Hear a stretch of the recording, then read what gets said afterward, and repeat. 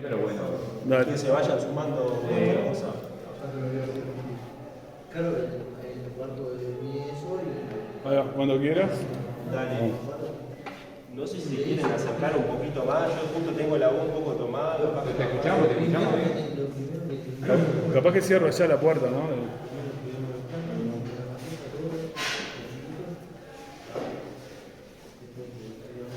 ¿Listo acá? Sí, ahí. Por acá. ¿Sí molesta? Claro, hoy pasó que había práctica con los de deportes náuticos, tenían práctica en la laguna, ¿viste? Nosotros tenemos en el piso. Hay algunos de... A pasar a esa porque es un futuro reflejo. Tengo casi un año. Seguro. Puede ser tuya si quieres. No, allá tenés otra.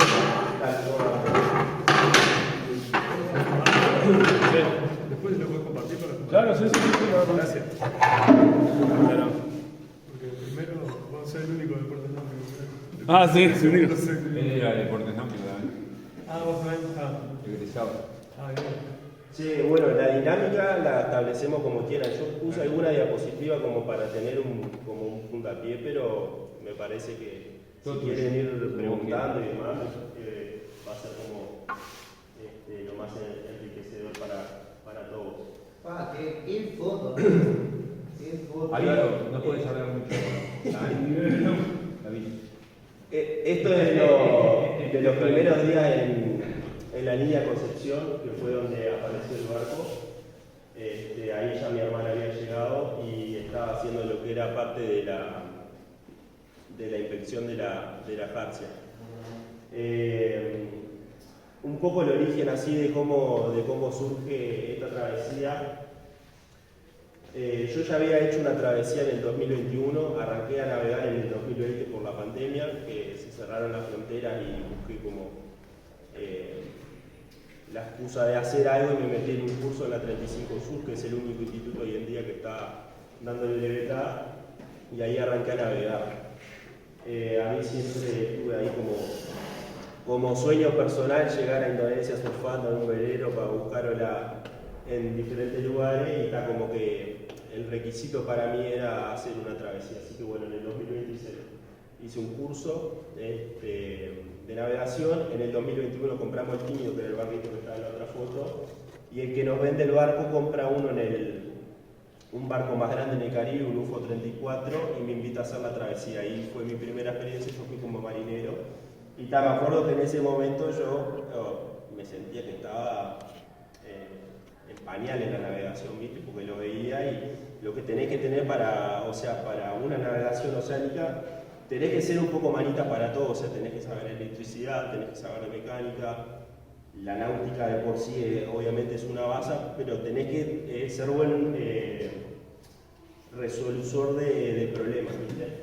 Y bueno, esa primera experiencia estuvo muy buena y me llevó, 3 años como prepararme para animarme a hacer una travesía. Y bueno, apareció el Feray. Apareció el Feray como la búsqueda de parte de lo que habíamos hablado, de un barco que sea sólido, robusto, un barco que tiene quilla corrida. El timón de este barco es un timón colgante de popa y está unido a la quilla, ¿sí? No sé si han dado ahí en la timicatura, bueno, pero vos podés tener un timón, por ejemplo, que simplemente sea pasante por el casco y abajo no está agarrado, eso con algún golpe de una piedra, o bueno, hoy en día que está muy famoso, no sé si se han enterado del estrecho, las orcas. Las orcas están atacando un promedio de 3-4 barcos casi por año, y cuando se rompe el timón genera un ingreso de agua que los barcos se van a pique. Entonces, bueno, eso fueron parte de las consideraciones. Esta es una foto de cuando estábamos por salir de Canarias a Cabo Verde, que ha dicho mi mejor amigo se suma con Coti, conmigo, Coti mi hermana, a hacer la travesía de cruz.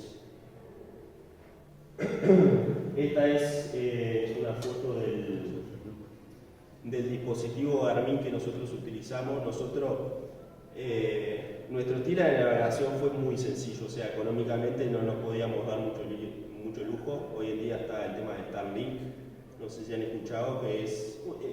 Elon Musk tiene un par de satélites, unos cuantos satélites arriba, y hoy en día ofrece una cobertura de alta velocidad, muy parecido a lo que es la fibra óptica, y eso alcanza hasta en el océano. Nosotros conocimos barcos que venían haciendo la travesía con nosotros y venían mirando Netflix.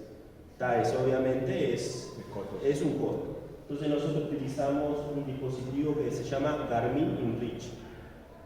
Es un aparatito bien chiquitito que mandás mensaje al estilo celular viejo que apretás 3 veces A, veces, ¿viste? Para mandar así. Ahora también se puede conectar con Bluetooth y puede mandar. Entonces, bueno, mandás mensajes con caracteres y al menos así vos podés tener una conexión con el exterior. Y además te va registrando tu travesía. Nosotros, había grandes barcos, les comento. El barco estaba en la línea de Concepción, ahí al lado de Gibraltar. Gibraltar, yo descubrí ahí eso, que Gibraltar es un territorio británico y ellos tienen el peñón de Gibraltar, que es como todo un área militar. La línea de Concepción está pegado, bueno, el barco estaba ahí, nosotros lo compramos, en 10 días nos preparamos, descansando nada, 5 horas de noche, eran días, jornadas súper largas, preparando todo, y salimos de ahí, hicimos... ¿El barco lo compraron ahí también? El barco lo compramos allá, sí, en España. Yo estaba haciendo temporada como primer oficial en un velero de madera, y hubieron unos cambios en el trabajo, resulta que el barco se vende, al final se cancela la compra y como que la tripulación quedamos medio ahí en una nebulosa que trabajábamos pero que no. Y bueno, a mí me pasó de que no me tuvieron en cuenta mucho laboralmente, y apareció este barco, renuncio y arranco este proyecto. ¿Qué bandera tenía? El barco con el que trabajaba, se lo compré a... El barco es inglés y el dueño era inglés. La bandera era inglesa. Era inglesa. Yo no podía ser propietario de un barco inglés porque tengo que tener residencia. Entonces, a través de un gestor se le dio la baja a la bandera británica, y en una semana me dieron un provisorio de la bandera polaca. Que hoy, si alguna vez buscan comprar un barco, busquen la mano por ahí, porque es una bandera que no te permiten estar en el país, la podés hacer con un gestor, o si vos te manejas, la haces solo. Y una vez que vos pagás una matrícula de entrada, no te cobran una tasa anual. Que eso solamente he escuchado de los de bandera polaca. Normalmente uno siempre tiene que tener gasto anual. Entonces arrancamos de ahí, de la línea de Concepción, que fueron unas 800 millas hasta Gran Canarias. Esa fue nuestra primera etapa donde realmente conocimos el barco. Fuimos descubriendo un montón de cosas de cómo navegaba, cosas para arreglar. Si bien habíamos prestado mucha atención, pero no lo conocíamos navegando, entonces fuimos mejorando un montón de cosas. Ahí se sube nuestro amigo y fuimos 3. Disculpa, ¿en qué tiempo más o menos tomaron para la travesía? A nosotros nos llevó, o sea, desde que salimos de España, que llegamos a Uruguay, nos llevó 3 meses. Esta etapa, que fueron 750 millas náuticas, un poco más, nos llevó 7 días. Veníamos a un promedio de 4 nudos y algo. Mi objetivo era hacer 5, pero en un barco de eslora tan chica no es fácil. 4 nudos venían bien. 4 nudos son 100 millas náuticas en 24 horas. Es un promedio que está muy bien. ¿Sí? De hecho, si vos mirás la gente que le da la vuelta al mundo, como que en la onda crucerear, como que tratan de plantar esa filosofía de idea de ir tranquilo y que el barco vaya seguro y no vaya exigido, porque una desarbolada, o sea, que el mástil se caiga, capaz que hasta perder el proyecto de dar la vuelta al mundo, de la travesía que está haciendo la gente. Que eso era una de las cosas que nosotros tuvimos mucho hincapié, parte de los riesgos más grandes que veíamos a bordo era incendio por la cocina, sobre todo por motor, algunos de los pasacacos que tuviera. Como que son las principales cosas de mayor riesgo que puede tener en un barco a mi consideración. Entonces hicimos Canarias, Cabo Verde, ahí fueron 870 millas náuticas, hicimos 8 días. De ahí fuimos hasta Fernando de Noroña, que este fue el cruce, y fueron 1350 millas en 14 días. Ahora les voy a contar, pero ahí tuvimos... nosotros, yo soy guardavía acá en Maldonado, y arrancamos la temporada el 1 de diciembre. La temporada ideal para hacer un cruce oceánico desde España para Uruguay arranca en diciembre y va a diciembre y enero. Nosotros arrancamos en septiembre. ¿Qué es lo que sucede? ¿Han escuchado la zona de convergencia intertropical o la zona de calmas? Eso es, ¿lo has escuchado? Las calmas ecuatoriales. Ahí va, las calmas ecuatoriales. ¿El mar de aceite que hizo? También sí. Que eso puede ser relativo porque a nosotros no nos tocó un solo día de calma. Nos hubiese encantado tener un día de calma. Yo te iba a Pero, preguntar eso, ¿cómo fue la navegabilidad para venir para acá? bueno, hay épocas ideales, que es parte de lo que estamos hablando. Nosotros... Me imagino que no fue, ¿El qué? no fue tan fácil. No nos tocó una navegación fácil. No nos tocó una navegación fácil porque nosotros también sabíamos que estábamos fuera de la temporada. Nosotros arrancamos en septiembre y lo que sucede es que para septiembre es mes del equinoccio, ¿no? Estamos hablando, o sea, el sol pasa por la línea del Ecuador. Entonces, lo que sucede con la zona de calma, que esto tengo alguna fotito más adelante, podríamos hablarlo después que ya lo tengo. Cuando se da el verano en Europa, el sol sube y la zona de calma sube. Entonces vos, por el norte de la zona de calma, tenés los alisios del noreste, o sea, tenés vientos del noreste. Y por debajo tenés vientos del sureste. ¿Qué fue lo que nos pasó? Que la zona de calma nosotros nos agarró por latitud 8, cuando idealmente te tiene que agarrar en latitud 0. A partir de esa zona de calma nosotros agarramos vientos del cuadrante sur, nosotros vamos hacia el sur y nos agarra un viento del sur. Tuvimos 7 días de ceñida rabiosa. Tuvimos de hecho momentos en esta parte acá, que si vos trazás una línea recta, o sea, no nos daba ni siquiera para hacer el rumbo. Y en esos días yo tenía el corazón en la boca porque parecía que no nos iba a dar para llegar a destino. Claro. Y bueno, por eso fue que la travesía ¿Fue estrictamente a vela todo? fue estrictamente a vela. O sea, cualquier motor dentro de un velero es un motor auxiliar, ¿estamos de acuerdo, no? O sea, un motor dentro de un velero no tiene mucho caballo de fuerza ni hace magia, ¿no?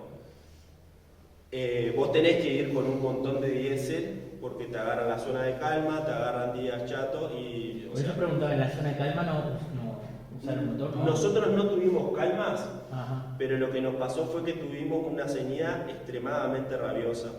O sea, ceñida rabiosa se dice cuando el barco navega en el ángulo máximo en contra del viento. O sea, si el viento viene de frente, depende de la capacidad de un barco, puede ir 40, 45, si es regatero capaz que más cerrado al viento, estamos de acuerdo, ¿no? El feral, y una cosa muy diferente de ceñir, por ejemplo, acá en Piriápolis, por ejemplo, estás en la bahía con un viento del este y tenés el mar que es un espejo, Claro.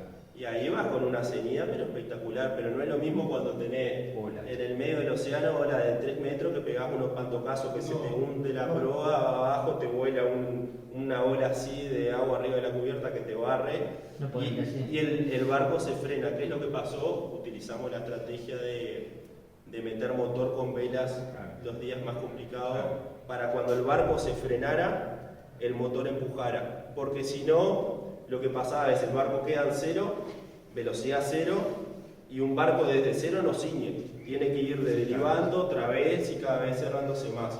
De hecho, el piloto automático, que era lo que usamos, no sabe hacer eso, tendría que ir temoriando mal. Entonces sí utilizamos combustible, te diría que hasta más de lo que me hubiese gustado. Pero todo esto fue ya sabiendo que podía llegar a pasar porque estábamos yendo en una temporada que no era la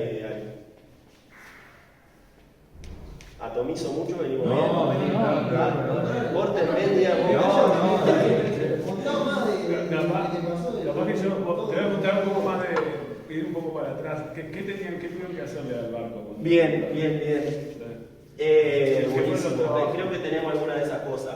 La elección del barco, y te voy contando un poco todo, No. fue por eso, quilla corrida, el timón de este barco, el motor había sido reconstruido, entonces yo sabía que el barco tenía menos de 500 horas. O sea, era nuevo el motor, y eso es una cosa que queríamos tener garantizada. Otra cosa que yo le comenté que para mí era un riesgo, los pasacascos. Este barco es del 69, 1969, tiene una banda de años. Entonces, podés tener ósmosis, podés tener que los pasacascos, este barco tenía los pasacascos nuevos. La ósmosis es un hongo que afecta la fibra de vidrio, que puede empezar desde la cabeza de una alfilera a terminar y lo va deteriorando. El agua salada va trabajando entre el gel con la fibra y lo va apoyando. Bueno, tenía ósmosis seguramente. No, nada. Nada. Nada. Y un barco que estaba en el agua. Era un barco que los dueños lo habían cuidado. Claro, no capaz se que navegó. había sido tratado en algún momento. Se le hizo epoxi todo nuevo, Sí. pero cuando se le hizo el epoxi nuevo no tenía ósmosis porque el barco había estado en varadero los años que no se usó. Por eso. Y me dijeron que esto estaría bueno comunicártelo. Me dijeron que el tipo de resina que lleva no puede agarrar ósmosis. Que es una resina no sé qué. Capaz era vinilester. Puede ser. Pero es difícil. Y me lo ¿verdad? dijeron allá y acá por el color que tiene la resina. Pero aparte esos barcos viejos del 60 son de espesores muy generosos, no son como los barcos de fibra de hoy. Seguramente Eso es lo que quiero después. había más de una pulgada, no sé, en el fondo. ese barco. Cortamos ahora en Uruguay, cortamos la cubierta para poner un malacate. Claro. Y yo quedé asombrado Sí. con el grosor de la cubierta. O sea, el casco seguro es mucho Perdón, más. habías dicho que pasa casco. El pasacasco es, vos por ejemplo tenés una entrada de agua para enfriar el motor. Tiene una entrada y una salida. ¿Tá? Ahí lleva pasacasco. Vos tenés un baño, tenés una entrada de agua para tirarla al baño y tenés una salida por donde sale el desecho. Vos tenés una pileta de agua donde podés usar agua de mar y donde se va, y todo eso son perforaciones. Tenés una ecosonda, que es lo que te mide la profundidad del barco, y tenés una corredera que es la que te mide la velocidad y ahí va y la distancia. Entonces todo eso son perforaciones en un barco. El otro día, para hacerle mantenimiento a la corredera, lo saco para sacarle los caracolillos, y cuando lo saco le voy a poner el tapón, o sea, en 2-3 segundos se le llenó una cubeta de no sé cuántos litros en segundo me dio. O sea, se te corta la manguera, se te hace una rotura, el barco se va a pique en un minuto. Entonces vos tenés que tener alguna estrategia pensada. Ya de arranque yo sabía que esto estaba reemplazado, entonces yo me quedé muy tranquilo. Después la otra cosa que se utiliza, ¿cómo se llaman los tipos piches? Son unos conitos de maderita que Pasarle tipo un tapón. lo cortás la manguera y encajás el tapón ahí. Y si no, tela, lo que sea. Pero eso está bueno, que cada pasacasco tenga atadito uno de su medida, porque hay chiquititos, hay otro más grande. Antes que siga, Es como. ¿problema de humedad tuviste en el barco? De humedad, Sí. tuvimos problemas de que tuvimos el mar adentro del barco porque se nos rompió la costilla y nos entraron olores. Y ahí respondieron, en ese momento cuando se le rompió eso, respondieron y... Inventamos cuantas cosas pudimos hacer, pero perdimos toda la cama de proa, ropa seca que teníamos, a mi hermana se le mojó la laptop.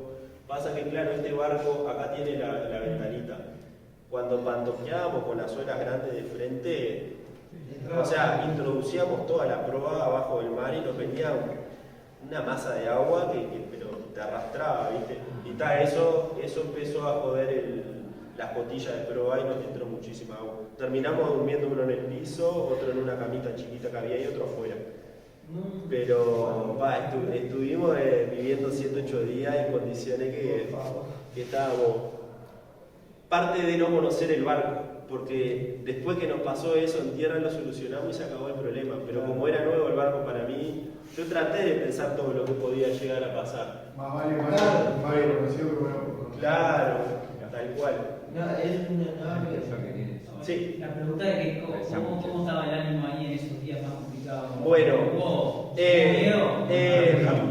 yo creería que no hubo miedo, pero hacía modo de anécdota. Nos pasa que nos cruzamos con un carguero en el medio del cruce oceánico y Carlito y mi hermana en un momento jodiendo tiran el comentario, vos no quieren tirar un cabo y nos atamos acá y nos remoican como diciendo ya fue suficiente, ¿viste? Y entonces sí, o sea, en un momento el ánimo fue como que bajó un poco, pero está entre todos, estás ahí, decís vos vamos que es un día más, es un día ganado y estamos un día más cerca y tenés que estarle metiendo pasas, son un montón de cosas, también el mareo te ya empieza a jugar una cosa, querés comer menos, ahí tenés que estar insistiendo, vos vamos a hidratarnos, vamos a comer, porque todas esas cositas son importantes, ¿viste? Porque no estás en una travesía por unos días, estás por varios días, semanas, ¿viste? Entonces tenés que ser insistente, a pesar de que pasan esas cosas bueno, baja el ánimo igual, vamos a meterle la motor y... Por día, ¿cuánto los litros de agua que tomaban? Litro, tenemos acá, ¿viste la fotito de lo que es la cubierta? Sí, igual es un sándwich, ¿no? No es fibra maciza. Esto de acá no es fibra maciza. Aparentemente no. Esto es el Gel Coat para mí. Aparentemente, si es la cubierta, es un disparate que tenga. ¿Cuánto dice de medida ahí? Como 14 milímetros tiene. Para un 27. Es una. Por eso, también es mucho. Eso lo tengo el recorte, lo tengo colgado en el barco como un pedazo de. Está bueno verlo. Te lo tendría que traer para ver. Bueno. Puedo decir que que puede ser un relleno, un núcleo, que hace un núcleo determinado con fibra arriba y abajo. Y adentro no. Y adentro no. ¿Viste? Porque si fuera macizo todo eso, puede ser, ¿no? En la época esa se estipulaban otros espesores, se creía otra cosa, pero bueno. Pero está. Ahí va. Tengo entendido que esa época era que se estaba Sí. probando por primera vez con la fibra de vidrio, entonces le vendían como. Está bueno. ¿Qué me habías preguntado recién? De los litros de agua. 3 litros por persona. Tomaban por día. Este fue el cálculo que hicimos nosotros. Es generoso. Es generoso. Es generoso. Con 1,5 litros está sobrado. Pero vos tenés que pensar que cuando vos salís, tenés un tiempo estimado ideal y tenés un tiempo que puede estar muy lejos de la realidad. A nosotros se nos rifó una vela entre Canarias y Cabo Verde y nos bajó el promedio. Teníamos justo otra vela y la reemplazamos al día siguiente, pero vela de proa teníamos solo una. Si se nos rifaba la vela de proa, la travesía de pasar de ser de 2 semanas, capaz que pasaba a 3. Entonces vos de agua tenés que ir, creo que es de lo que más generoso tenés que ir. Además que también te conviene, por ejemplo, el agua, te conviene también hacerte un kit de emergencia por si tenés que abandonar el barco, ¿viste? Que eso va dentro del kit que va para la balsa. Obviamente en la balsa no hay, tenés que tener tu bolso separado, pero en nuestro caso teníamos ese kit abajo de la sentina, que sabíamos que era levantar una tapa, teníamos el bolso con los pasaportes, documentación del barco, enlatado, agua, y era tirar la balsa y ya estaba. Está bueno que cuentes eso, porque la gente a veces piensa que una travesía, qué lindo navegar, cruzar el Atlántico. No es joda, realmente. Estás arriesgando tu vida, tenés que ir con toda una precaución de cosas, porque no es que, me bajo acá y me voy para casa, ¿no? Acá, si me bajo en condiciones. Gaspar, este amigo que vino a dar una charla acá hace muchos años, que él le pasó por un barco que llegó a España, que tuvo una fisura en un mangón, y bueno, no se fue a pique, de suerte. Y todas esas ¿Pudo cosas, solucionar algo con eso? sí. Por suerte, ya estaban mandando un helicóptero para ir a buscarlo y todo, que estaba bastante cerca, pero bueno, al final las bombas no daban abasto. Pero digo, esas cosas hay que tener en cuenta. Y está bueno lo que des cuenta, porque ya estaba el bolso armado con las cosas de supervivencia, todo tiene que estar planificado de una forma de que si abandono y listo, ya está. estamos viendo esa que cosa. justamente creo que es Claro. lo más exquisito que tiene la navegación Claro, oceánica, claro. es cómo vos te preparás para resolver esas situaciones que te pueden pasar, porque si la travesía está perfecta, en sí, bueno, era una buena planificación y demás, Sí. pero Pero nunca sabés lo que pero puede ahí va, nunca sabes qué es lo que te puede pasar. ¿Qué cosa le mejoramos al barco? El barco no tenía AIS. Ajá. El AIS es un dispositivo que es un receptor y transmisor de información por la antena de VHF. El VHF vieron que es una onda directa, va de antena a antena, no rebota en la atmósfera ni nada, entonces tiene un área de cobertura dependiendo de la altura que vos le pongas a la antena, pero más o menos a 30 millas. Entonces, ¿qué es lo que hace ese dispositivo? O sea, eso es fundamental. Vos tenés embarcaciones que tienen su AIS con un número de MMSI, que es un número de registro único de cada barco, tiene 9 dígitos. Entonces, cuando vos lo configurás, te puede saltar una alarmita que tenés un barco a tantas millas tuyo. ¿Qué es lo importante? O sea, para nosotros, saber a cuánto estaban los cargueros, que no nos vayan a partir al medio. Que- No, y además también de que estaban, además de los cargueros, los pesqueros.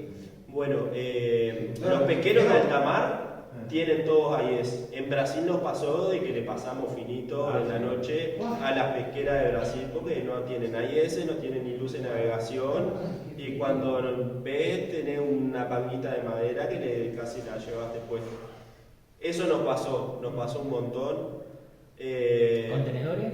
Contenedores, mirá, el estrecho estuvo salado.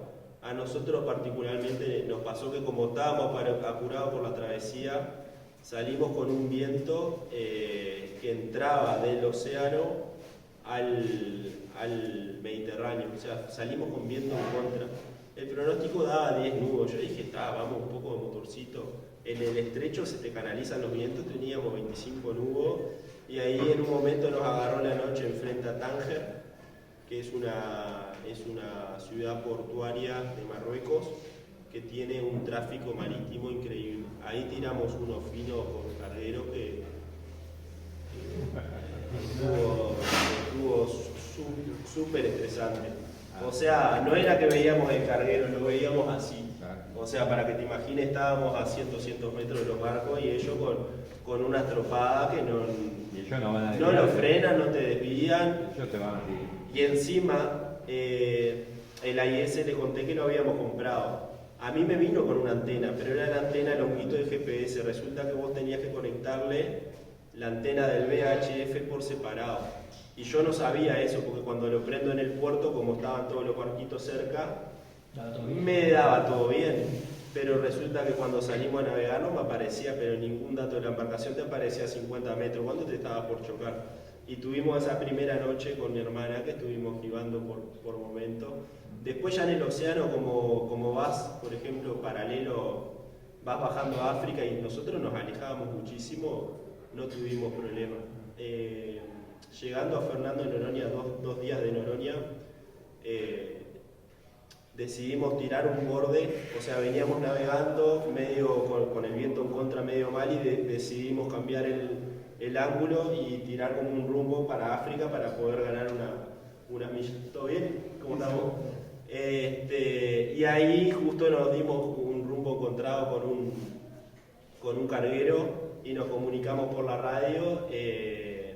El loco amablemente dice, mirá, nos movemos nosotros, y claro, como estábamos en el océano abierto, ellos cambiaron 10 grados de su dirección y nos esquivaron. 2 veces nos pasó de que tuvimos rumbo encontrado en el océano y ellos fueron los que cambiaron el rumbo. ¿Tuvieron suerte? Sí, tuvimos suerte y suerte que los locos estaban atentos, Pues si no, te dan bolilla. porque no te dan bolilla, No te dan bolilla. no te dan bolilla. Nos ha pasado un montón de veces en otra experiencia que te tenés que mover y el ritmo de un carguero es de 20 nudos en océano abierto o más, dependiendo de cómo sea el barco.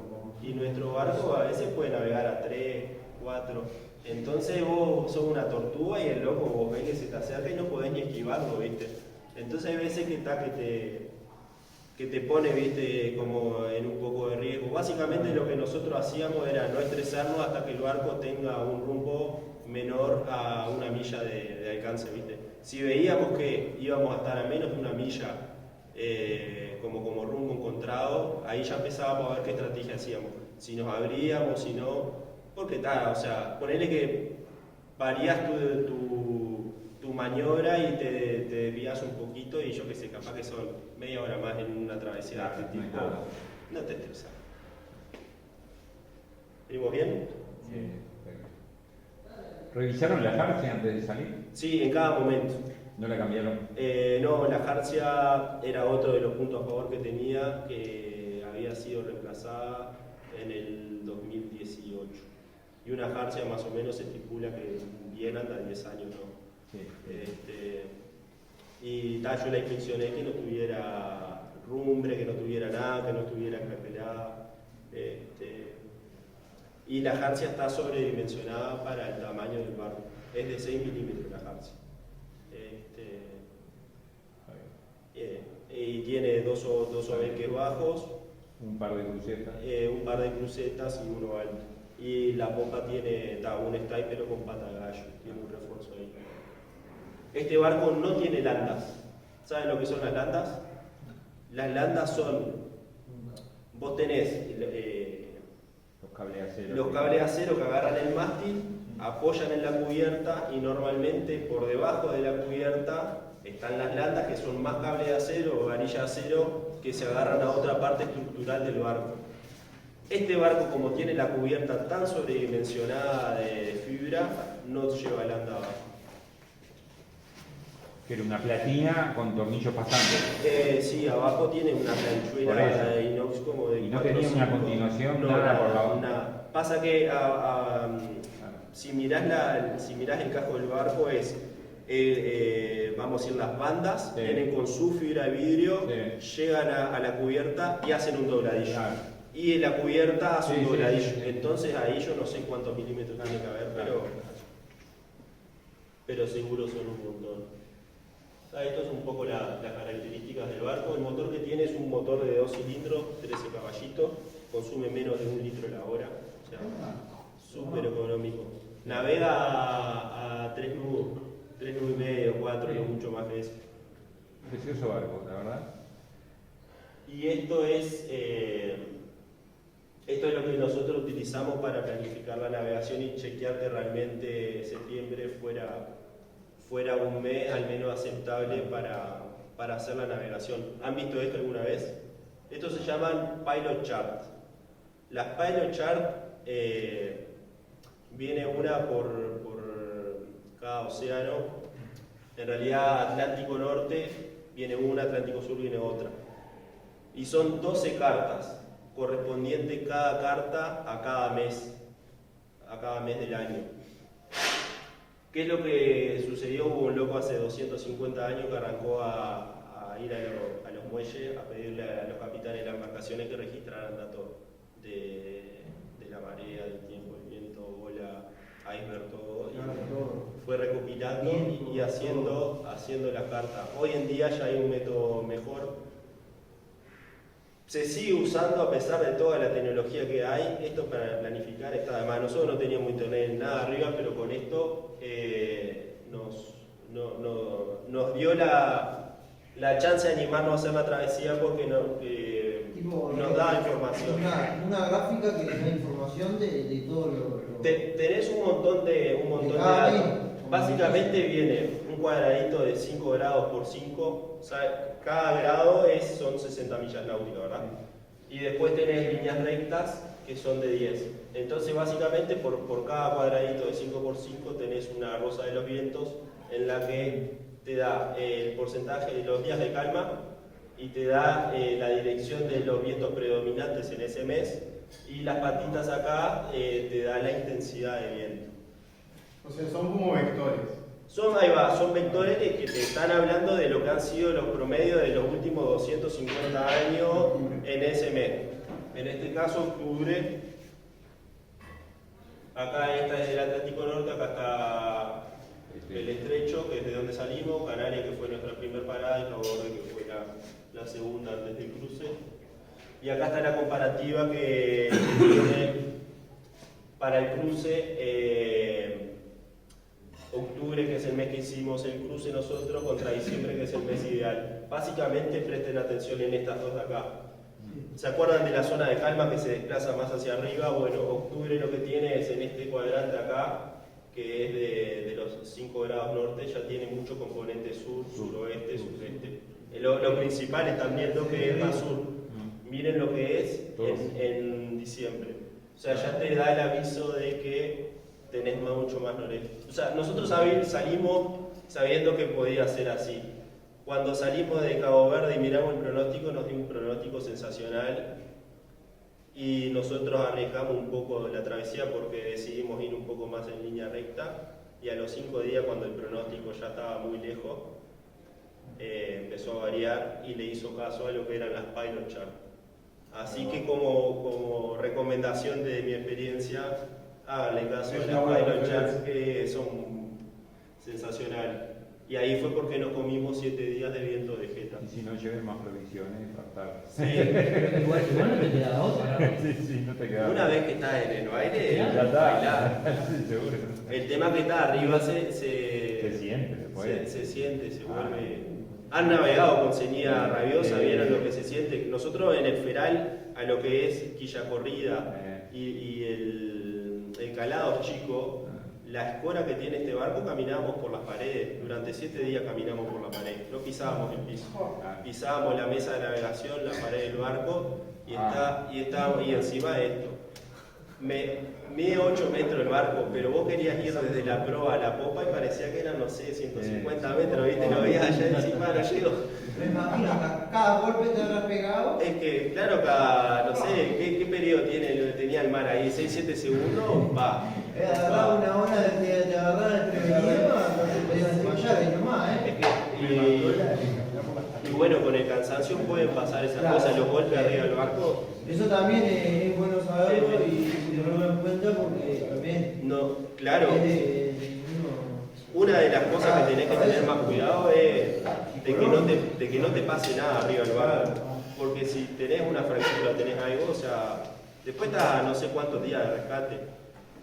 ¿Pudieron cocinar más o menos ahí o no? Bueno, el equipo que integramos, mi hermana es chef y Badincho, mi otro amigo, le encanta la cocina. Así que cuando no estaba tan siniestro, cocinábamos y la verdad que tuvimos muy buena comida. ¿Y qué comían esos días cuando no estaba bravo? ¿El qué? ¿Qué comían esos días? Bueno, lo que nosotros organizamos fue, para los primeros días de navegación de cada etapa, comer las cosas que eran frescas. Entonces ahí nos garantizábamos que estábamos comiendo frutas, verduras, cosas que no se ponen feas. De repente llevamos algún quesito más duro, que eso duran un par más de días. Y a medida que la travesía iba transcurriendo, empezábamos a darle un poco más a lo sólido. Tenía heladera, ¿no? ¿El qué? Tenía heladera, ¿no? Teníamos una heladerita 12 voltios que nos regalaron unos vecinos cuando estábamos por salir de Gibraltar. Pero la verdad que esa heladerita consumía muchísimo la batería y entonces solamente le dábamos de repente en 2 horitas cuando el sol estaba en el punto más alto para mantener un poquito y llevamos un poco de hielo. Pero no llevamos nada. La carne que comimos fue pescado, que pescamos muchísimo. Y con el pescado metíamos, ahí ya teníamos la dosis de carne. Hicimos pescado frito, sushi, milanesa, hicimos cuantas cosas pudimos inventar. Pinto, que venga. Bueno, pero tan mal no estuvo si hicieron sushi. Que para hacer sushi arriba de un barco te digo que. No. Mi hermana pasó unos momentos ahí, aparte hay cocinas que son elaboradas y la cocina dentro del barco es otro nivel ya de mareo. Sí, te metiste en la cabina. A ver si... ¡Baldo! ¡Vamos arriba! Esta era la despensa. Teníamos las camas y ahí abajo íbamos más o menos guardando como si pudiera. En un momento lo que hicimos fue, en vez de organizar todas las comidas, todo lo mismo, no, poníamos lo que íbamos a consumir, por ejemplo, el día 1, día 2, y entonces ya era entrar adentro, porque cuando está en el puerto está todo cómodo, pero cuando está navegando a veces es re complicado acordarte dónde están las cosas. Para eso te sirve tener una guía, y básicamente después lo que logramos hacer fue que más o menos lo que íbamos a usar en el día ya lo tuviéramos ahí, entonces íbamos avanzando a poquito y eso nos ayudó un montón. Otra cosa muy importante para... leche también ahí. Sí, teníamos para el bajón. Otra cosa importante para una travesía es aislar todo lo que sea baterías, bolsas Ziploc, porque podés llegar a tener una entrada de agua y que te haga un falso contacto y podés tener un incendio. Después te pones a pensar y el barco es una bomba. Teníamos 4 garrafas de gas, teníamos más de 100 litros de diésel, la fibra se prende fuego como loco, entonces esas cositas, viste, está bueno tenerlo en cuenta. Y también los contactos de todo lo que sea la conexión del barco, es importante que esté debidamente sellado, además, porque si te hace un falso contacto te puede quemar. Capaz que si podés hacer breve, contarle a ellos la habilitación del barco, cuáles eran las normas del barco en España para salir, o con la bandera, si eso lo tenés como registrarlo. Estaba habilitado una zona de navegación. Te respondo así, ¿qué es eso? Pero, en Europa yo sé por eso, porque en Europa vos salís y nadie te... Nosotros, mirá, hacíamos anécdota. Salís sin permiso. Compramos el barco, estábamos con el pasaje de la inglesa a la polaca. Hicieron las migraciones y... nos íbamos de España y íbamos a Gran Canaria, que Gran Canaria está lejos, o sea, son más de 1000 kilómetros de un lugar, y ahí me voy para Salvamento Marítimo, que está allá. Y digo, bueno, acabo de comprar el barco, ¿qué papeles me vas a pedir? Acá tengo el bebé, documentación del barco, ¿qué? La balsa. ¿Pero a dónde te vas vos? No, voy a Gran Canaria, pero es España. Y dice, andate nomás, ¿pero qué? ¿Despacho por algún canal? Nada. O sea, de España, de la línea Concepción a Gran Canaria, nada. De Gran Canaria a Cabo Verde, migraciones con los pasaportes. Lo que te piden, y insisten los puertos, que como son privados, te piden un seguro para defenderse de ellos. Por eso quería que lo contaran, para que vean las reglamentaciones acá y todo lo que hay acá. No nos pidieron, no me pidieron absolutamente. Salimos de Cabo Verde del cruce oceánico, suerte en pila, te dicen. ¿Nunca te pidieron el brevet a vos? No, me lo pidieron cuando llego a Brasil. No, me lo piden en... Sí, ya habíamos cruzado el océano. ¿Vos tenías el A? Yo tenía el A. En Fernando de Noronha hicimos migraciones, y en Brasil hay que hacer 3 cosas. Hay que hacer migraciones, hay que hacer la armada ¿y qué? Sí, y la aduana también, que donde registran que el barco es extranjero y le ponen un valor y demás. Nosotros, como llegamos a Noronha, no había aduana, solamente hicimos migraciones. Cuando ¿No pagaron tasa en Noronha? En Noronha, por ser una isla turística y demás, te cobran te cobran no por persona, no te cobran por el barco, te cobran por persona, que son unos 1000 pesos uruguayos el barco. Estábamos al ancla y es gratis. Si vos te vas y dejás el barco ahí, no pasa nada. De hecho, ahí vimos barcos veleros abandonados, desarbolados. Se ve que en algún cruce oceánico o algo desarbolaron y dejaron el barco ahí. Me imagino como que se vio bastante abandonado eso. Y en Aracayú, que ahí nosotros la llegada a América del Sur, o sea, el contacto, o sea, como el cruce real, lo hicimos en Aracayú por el río Basabarri, que la anécdota está re interesante, porque nosotros íbamos a ir a Salvador de Bahía, pero ya era noviembre, yo tenía que volar para anotarme el curso guardavía, y tenía que llegar sí o sí, y bueno, no me daba la fecha para el vuelo, Y mientras íbamos navegando encontramos un velero brasilero que iba para Salvador de Bahía y le preguntamos si conocía la zona, a ver si podíamos tirarnos en algún lado para meternos. Y dice, mirá, dice, no hay nada, lo que tenés más yo, que ya lo habíamos pasado y no queríamos volver para atrás, aparte ya veníamos con viento a favor, era como tirar un rumbo medio en contra. Me dice, dice, hay un lugar, todo por la radio, dice, hay un lugar que es el río Basabarris, pero no te lo recomiendo, dice, solamente han entrado barcos con avería porque entras del océano en el río que estás puesto y las olas quiebran al costado, separan las olas y tenés que entrar surfando olas y tal yo necesitaba ir y averiguamos y coordinamos con uno del club que estaba ahí adentro del río que nos iba a buscar. Y la llegada a Brasil la terminamos haciendo por el río Basabarri, que ahí tuvimos una experiencia. Yo estaba con el corazón en la boca porque Feral, el barco nuestro, surfó olas para entrar adentro del río. Es como que se imaginen la boca de la barra con una parte bien profunda y entrando. Y ahí hicimos el ingreso corriendo. ¿Y separaban las olas posta? Sí, no quebraban la ola entera, pero quebraba más de la punta, te diría. O sea, quebraba un poco arriba y hasta... Que el barco no se atraviese. Claro, surfábamos la ola, o sea, yo ahí no era piloto, era mano, y cuando venía la ola, dale que... Dale, Cristal. Esto es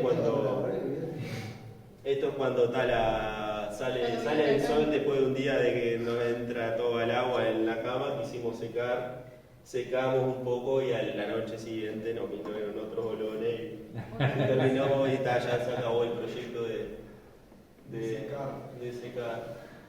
Esto es el tríptico que se estableció en el grupo, calma, paciencia y buen humor.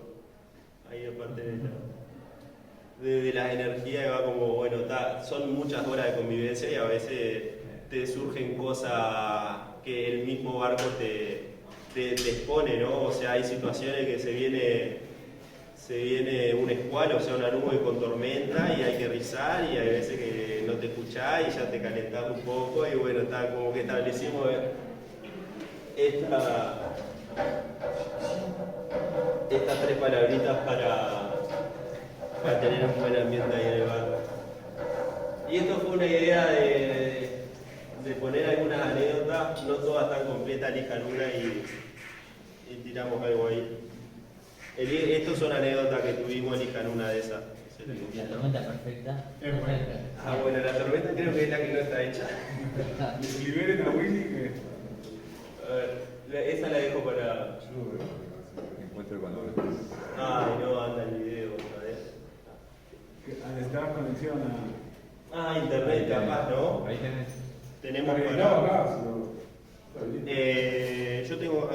A ver si me puedo conectar con este, claro, debe ser por internet. Están colgados en YouTube, ¿no?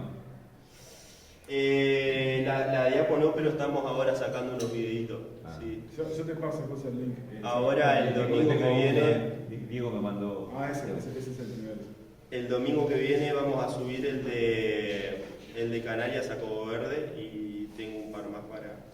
¿Ustedes hicieron derecho a Bahía? ¿No entraron en Recife, nada de eso? No. A Salvador de Bahía nunca llegamos, quisimos ir cuando el cruce oceánico y fuimos a Noroña y de Noroña íbamos a ir a Salvador de Bahía y entramos en Aracayú. Después de Aracayú dejamos Salvador de Bahía y íbamos a Río de Janeiro. En el viaje paramos en Parcel de Ogrolio, que es un archipiélago de unas islitas. Y La Grande, y La Vela, todo eso. Y después fuimos para Cabo Frío, que Juan había tenido el accidente en el Chauquinela y le fuimos a levantarlo. ¿Se acuerdan del Chauquinela, verdad? Sí. Está. Un compañero estuvo, el dueño del catamarán, que vamos a hacer una barra, estuvo en esa. Ahí va. Bueno, yo soy amigo de Juan, el hijo de Fiki que construyó el barco y bueno, estuvimos siempre en contacto. Bueno, a ellos les pasó el accidente durante el año, cuestión que algunas cosas aparecieron, papeles importantes de la embarcación y nosotros nos desviamos para traerle esas cositas que habían quedado.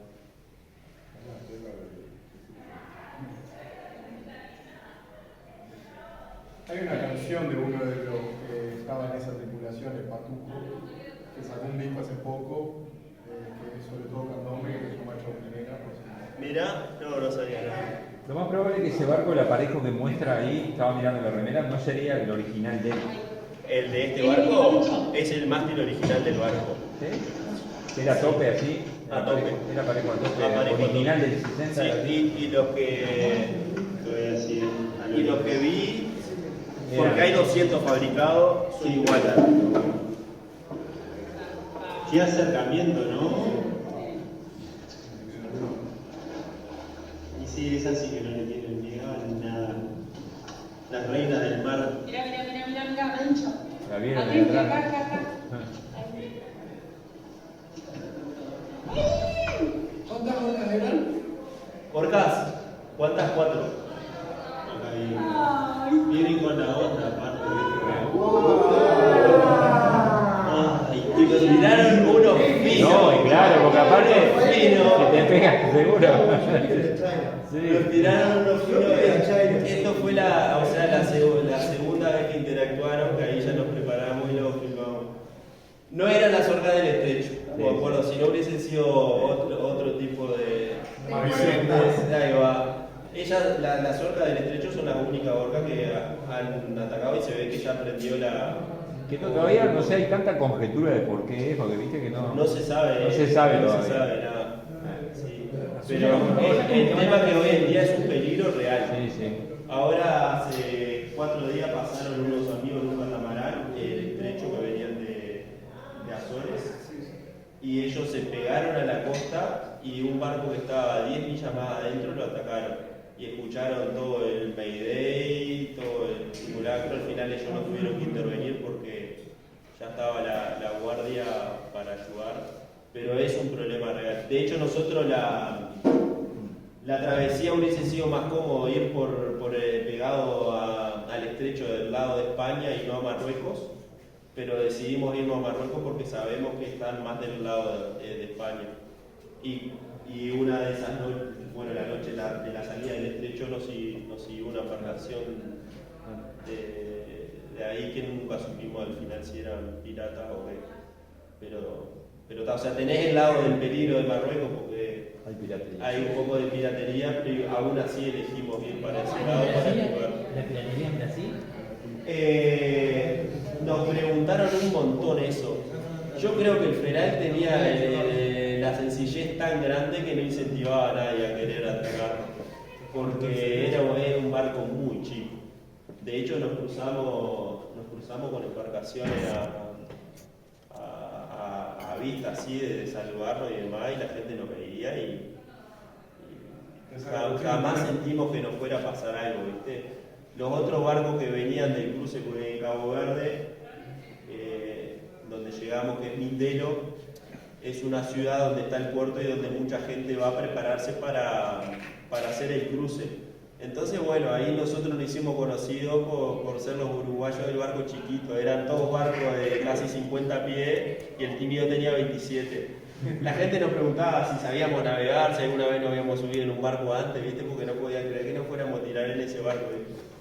Y mucha gente nos hablaba que tenía miedo de Brasil, pero claro, vos le veía un Veneto, un Fur, Sanois, o sea, barcos que en precios son altísimos, ¿viste? ¿Y que se avisan si andan una vuelta por la radio esa? ¿Cómo es el tema ahí con la piratería? Yo creo que con la piratería estás básicamente en el horno. Porque si te toca, Si te toca. Cuando Creo toca, que hacen de. como dijo Pablo Cubán, cuando toca, se meten en el barco y te roban. Y podés tener desde un robo sencillo a que pierdas la vida también. Hay un libro del primer uruguayo que usó de Eduardo Reijo, se llama Donde me lleve el Sí, viento. a donde me lleve el viento, viento. precioso libro. Bueno, Eduardo Reijo él llegó en un lugar en África que tuvo que cambiar todas sus provisiones del barco por el barco y por su vida, porque no Se tiene que limpiar peligro. Ese ahí antes del canal de Suez fue que le pasó. Creo que de Canal Sur. Ahí es conocido. Y Esa es ahí una hay, zona. hay grupos de personas armadas que van y o sea, vos le pagás el servicio y ellos te llevan seguro hasta el canal.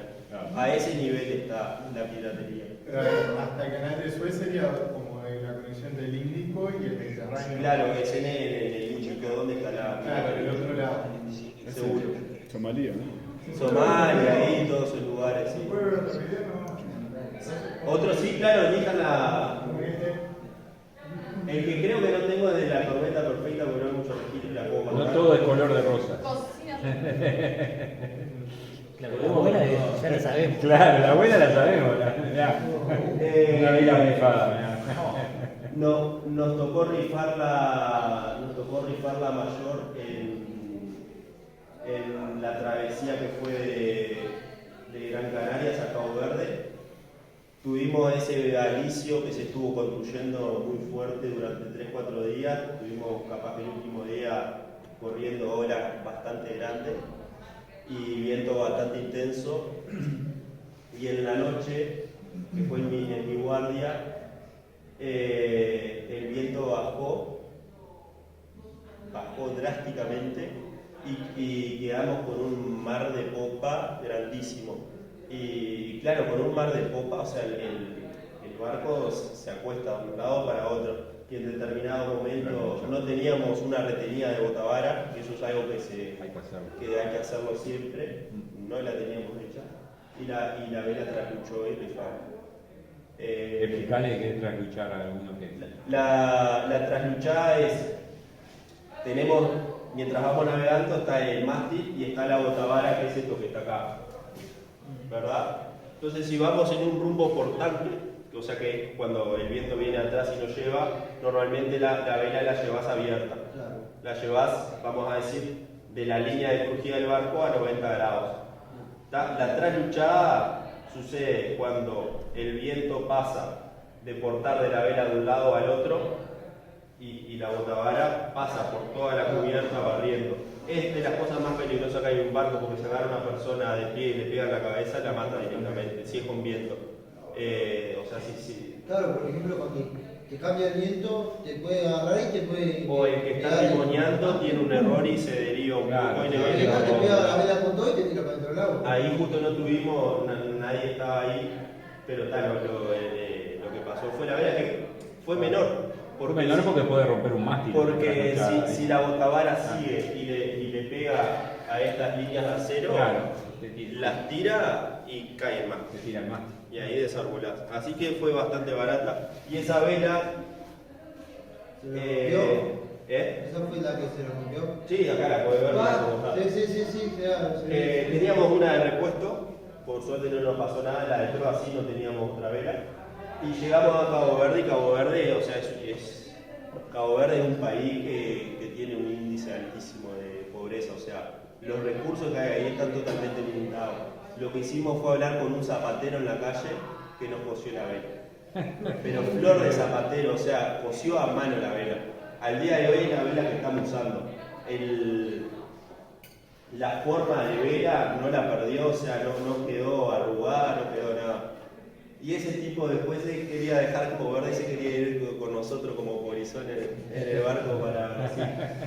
Una pregunta, ¿hacían vigilancia siempre o, Sí. o a veces no? Siempre. Guardias de 3 horas cada uno. ¿No hacían de a dos? Nunca a dos, porque gran parte de la travesía fuimos cotillón y en el cruce fuimos 3. Lo bueno que tiene el ser 3 es que haces 3 horas de guardia y descansás 6. Claro. Eso es un ritmo bastante lindo. Porque afuera de la guardia vos tenés que cocinar, tenés que hacer un montón de cosas, ¿viste? Entonces te consume mucho tiempo. 3 es como es un muy buen número para... Sí, es el para una mínimo, porque travesía. se recomienda que estén 2 afuera, pero bueno, porque está solo.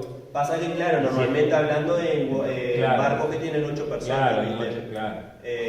Y acá, o sea, hacíamos guardia de 3 horas Claro. y cuando querías descansar o dormir, te ponías alarmas cada media hora. Claro. Más o menos en media hora está estudiado con un barco. Nuestro horizonte observable en mar abierto son 10 millas náuticas. Más o menos está estudiado que un carguero a 20 nudos demora unos 40 minutos si vos pegaste una buena visualización a 10 millas. Entonces te daría el tiempo para dormir media hora y despertarte y estar con tiempo de mover tu maniobra. Además de ahí que teníamos las alarmas de la IS. Pero sí, se duerme un montón. O sea, se duerme durante la guardia. Obviamente está hay riesgos que están implícitos en una travesía. Hay gente que navega en solitario también, ¿verdad? Pero te avisa que a 20 millas, 30 millas. Nosotros lo teníamos configurado para que nos suene a 5 millas. Sí, ¿El más o equipo de menos. comunicación que tenías VHF? Sí. Teníamos VHF y teníamos el dispositivo satelital que era de mensaje que es el Garmin Reach. SSB no tenía. ¿El que, perdón? Banda lateral no tenía. AIS. Banda lateral SSB. AIS sí teníamos, pero la AIS es para las embarcaciones, lo que no te entiendo que me decís. Otro equipo, banda lateral.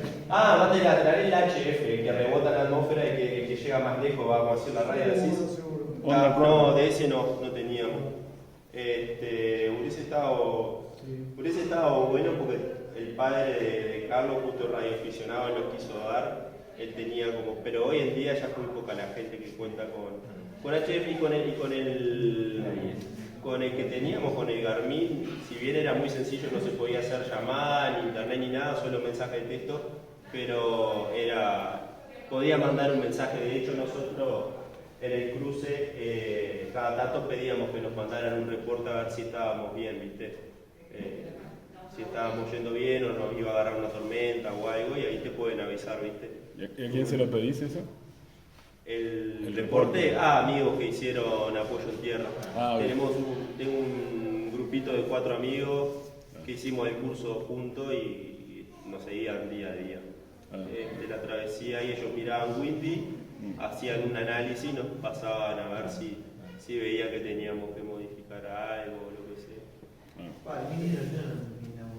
Windy es la herramienta que se utiliza para navegar. Hoy en día los barcos que tienen internet satelital están usando PredictWind. Que PredictWind tiene una plataforma con inteligencia artificial. Si tu barco es de estos nuevos, vos le cargas las polares. Las polares, o sea, te dan datos de cómo la embarcación navega con la intensidad y la dirección del viento.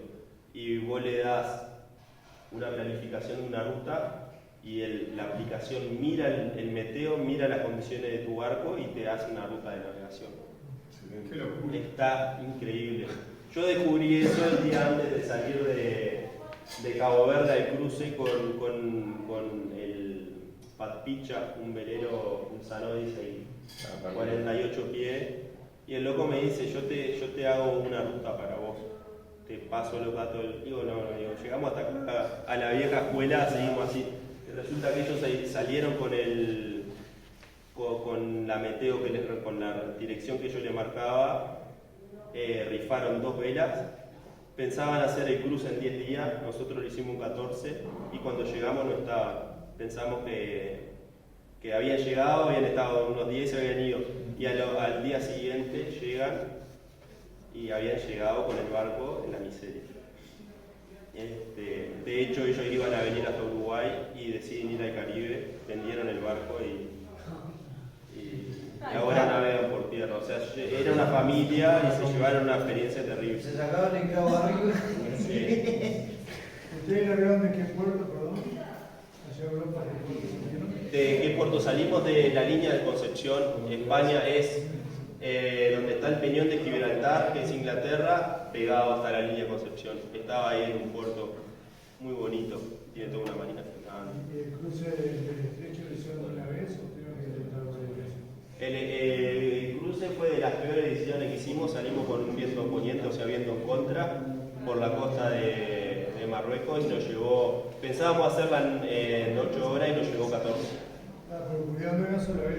Sí, pudimos una vez. Lo que tuvimos que hacer fue, teníamos tanta corriente en contra, cuando quisimos salir el barco, mirábamos para allá, íbamos marcha atrás por la corriente y nos pegamos hasta la costa, hasta donde la profundidad era más baja, y ahí sí podíamos avanzar y hicimos estrategia. Fuimos navegando abajo. ¿En la Canaria que hicieron? Tenerife? Hicimos Gran Canaria, el puerto de Las Palmas. Elegimos ahí porque yo ya había estado una vuelta Y siempre es mejor llegar a un puerto conocido. Y fuimos para ahí. Estuvimos un día preparándonos de vuelta, comprando la antena para la ES, hicimos chequeo de Harcia, nos abastecimos, llegó nuestro amigo y ahí hicimos Cabo Verde 8 días. Ahí abajo en la foto de la izquierda que tiene tangoneado de Noa, ¿es un tangón lo que se ve? Abajo. Acá, sí, sí, ese tangón de hecho lo hicimos, fue parte de los preparativos. Claro, porque Hicimos venían en boca tangoneado y venían oreja. Y ahora hacemos oreja de burro. Claro. Te diría que hicimos el 70% de la travesía con viento portante. El otro 30% sería rabioso. Qué lástima que no le pusieron la retenida, ¿no? Se hubieran evitado. Sí. Y bueno, las experiencias pagan fuerte a veces, ¿no? ¿Cómo venimos de tiempo? Los atomizos, mucha gente. ¿Venimos bien? ¿Alguna pregunta que quieran hacer? Mirado un poco para allá atrás, no sé si quieren preguntar algo. Porque con ustedes arrancamos más tarde, capaz que quieren saber algo del barco o algo que vaya mucho antes. ¿No? Querías navegar como Adis. Bueno, esto era cuando estábamos para salir. Yo no quería ya esperar un día más, me quería rajar cuanto antes para llegar a Uruguay. Y el pronóstico marcaba esto, o sea, no marcaba nada del otro mundo, porque este colorcito son 10, 12 nudos.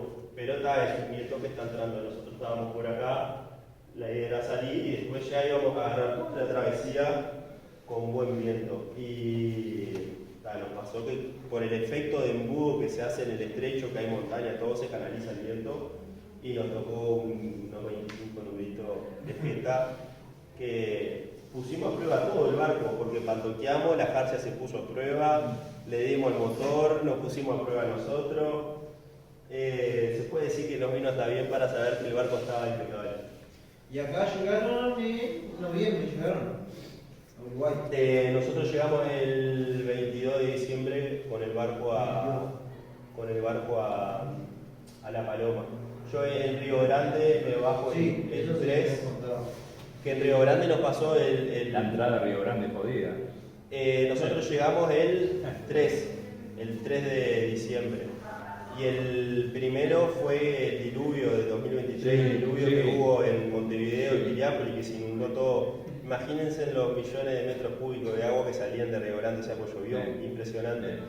Y estuvimos intentando como durante 3 horas hasta que en un momento vimos que, o sea, íbamos con el motor a fondo y nos tiraba para atrás. Y pedimos remolque práctico. Justo teníamos un contacto que... ¿No le cobró? Que era un amigo, era amigo del dueño del servicio práctico y nos remolcó de donde. Tuvieron suerte. Sí, teníamos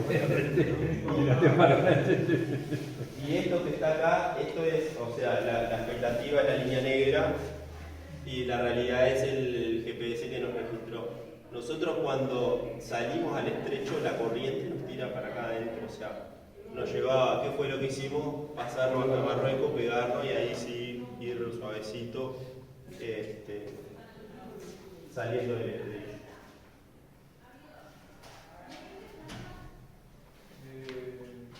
¿Ahora la pesca? Hizo un calamar.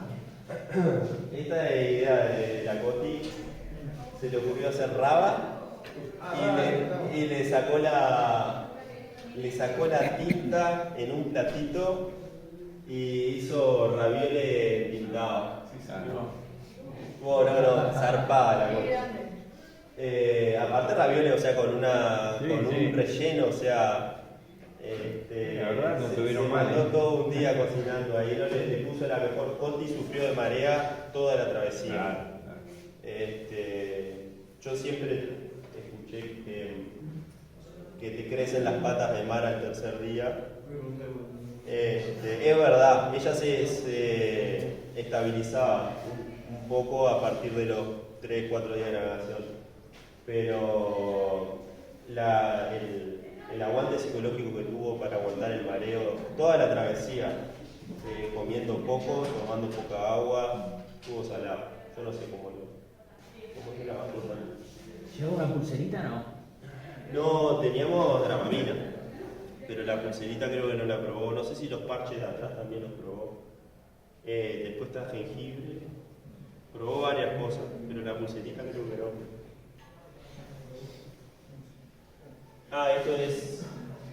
Esto es una comparativa de los 3 barcos que dejamos el mismo día a Cabo Verde.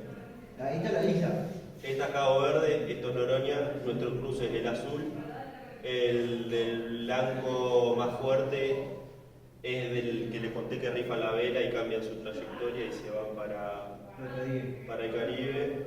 Y después este que está muy suave es el Twice, que era un 52 pies. Esta gente hoy en día está en Nueva Zelanda. Y está acá un poco la comparativa de la trayectoria. Nosotros fuimos el que hicimos el trayecto más central, igual el más lindo fue el de ellos. Esto creo yo hubiese sido lo mejor viendo el diario del lunes, ¿no? Viendo que tuvimos tantos días de ceñida, ellos vinieron más sur, claro, bien 180, y cuando les agarró la ceñida rabiosa acá, se empezaron a abrir un poco más. Claro. Ahí va, cuando tenés viento al noreste, capaz que no ir empopado, sino tender un poquito quizás más al sur y después. Es que claro, yo al final salí mirando mucho más el pronóstico que lo que sabía de las Pilot Chart. Me cebé con el prono, porque claro, con el noreste no te molesta, hasta mejor si vas un poco más de aleta, ¿viste? Lo mejor hubiese sido salir mucho más sur, y cuando nos agarraron los surestes, los países del sureste, ya ir con una ceñida tan rabiosa.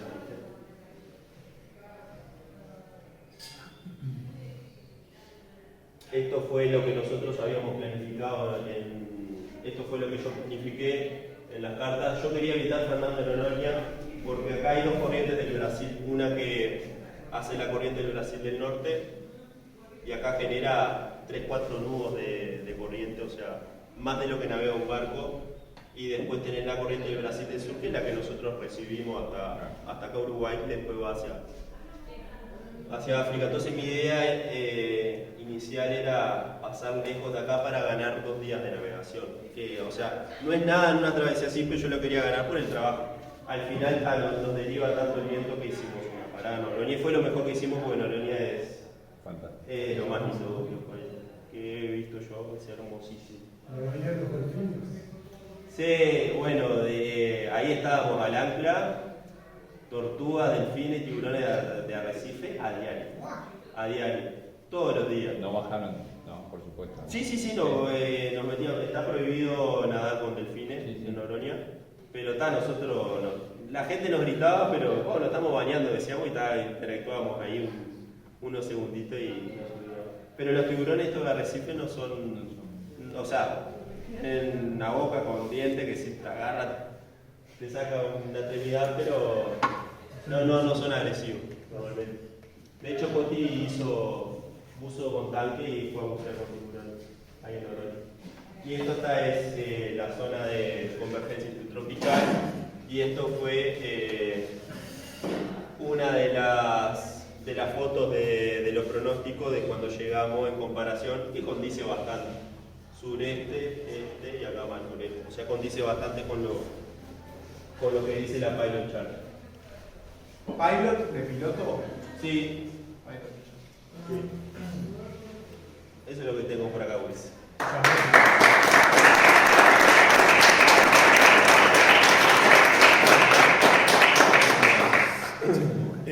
Yo te pregunto de vuelta, los preparativos que tuvieron que hacerle cuando lo compraron, Le hicimos a IS, le agregamos paneles solares, separamos las baterías con los paneles para la batería de servicio y la batería de motor.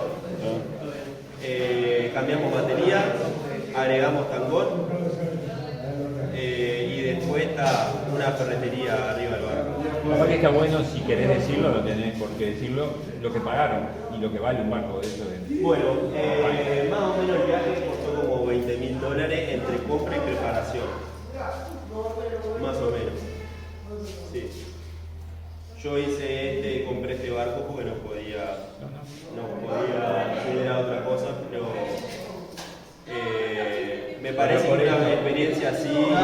hoy hacer un barco de 27 pies con toda la tecnología que tiene en Uruguay cuesta $60.000.